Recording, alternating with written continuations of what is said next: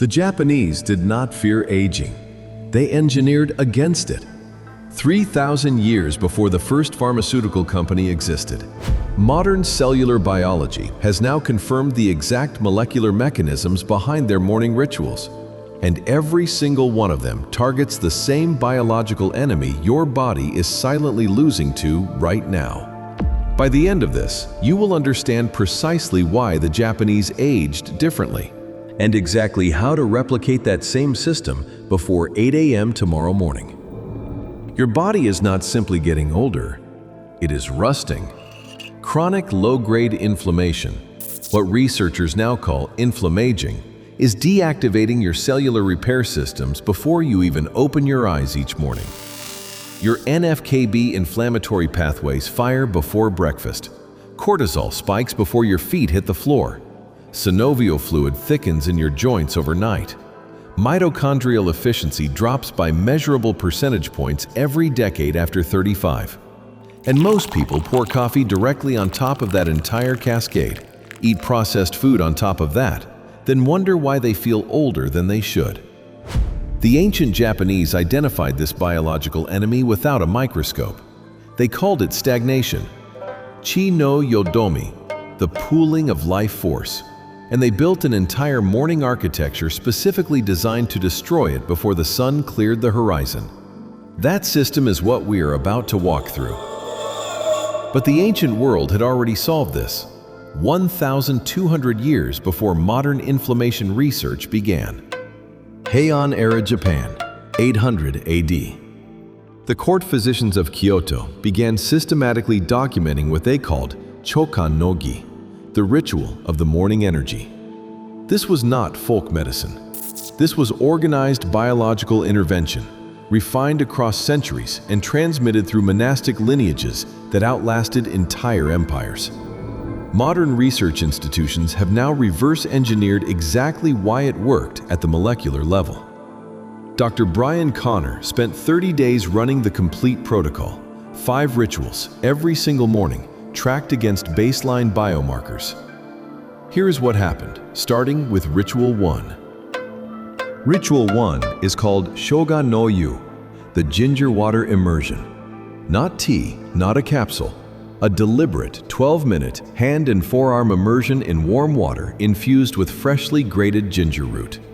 The Japanese practiced this to, in their own words, awaken the blood. What they were actually triggering is the systemic absorption of 6-gingerol, ginger's primary bioactive compound, directly through the skin's dense vascular network. 6-gingerol is a potent NF-κB suppressor. It signals your body to stand down from its morning inflammatory cascade before that cascade fully takes hold and sets the tone for your entire cellular day. By day 14 of Dr. Bryan's trial, morning joint stiffness, a daily reality for 6 years, had decreased measurably. By day 30, it was structurally absent. Not reduced, gone. But Shoga no Yu only addresses the surface layer of your inflammatory architecture. Ritual 2 goes deeper, into the cellular machinery itself. Ritual 2 is Matcha no Keiko, the disciplined preparation and meditative consumption of ceremonial-grade matcha. Not the blended cafe drink, the stone-ground, shade-grown, whisked-in-silence version the Japanese monks consumed for over a millennium before major battles and long meditation retreats. The hero compound here is EGCG, epigallocatechin gallate, the most bioavailable catechin identified by modern science. EGCG activates the NRF2 pathway, your body's own antioxidant gene expression system. When NRF2 fires, it does not simply neutralize free radicals. It instructs your cells to manufacture their own protective enzymes. Superoxide dismutase, glutathione peroxidase, at levels no external hero compound can match alone. Dr. Bryan's documented result after 30 days of Matcha no Keiko: measurably faster cognitive clarity in the first hour of waking. Verbal recall and sustained focus shifted direction. Your cells already know how to protect themselves. EGCG reminds them how. But what happens when years of accumulated cellular debris have already blocked that NRF2 signal entirely? That is what Ritual 3 was specifically designed to clear. Ritual 3 is Seiza no Kokyu, stillness-seated breathing practice. 12 minutes, nasal only. A 4-count inhale held for 2, then a 6-count exhale. The Japanese called this rinsing the mind's floor. The molecular event occurring beneath that poetic language is this. Controlled diaphragmatic breathing suppresses cortisol signaling and shifts your internal CO2-oxygen ratio that directly triggers cellular autophagy. Your cells begin consuming their own damaged components, misfolded proteins, dysfunctional mitochondria fragments. The biological equivalent of a cellular renovation crew arriving every morning before you leave home. Dr. Bryan documented a measurable shift in sleep architecture beginning in week 2. Deeper, slow-wave sleep, longer REM cycles, all captured via wearable, which is precisely when autophagy peaks in a healthy circadian cycle.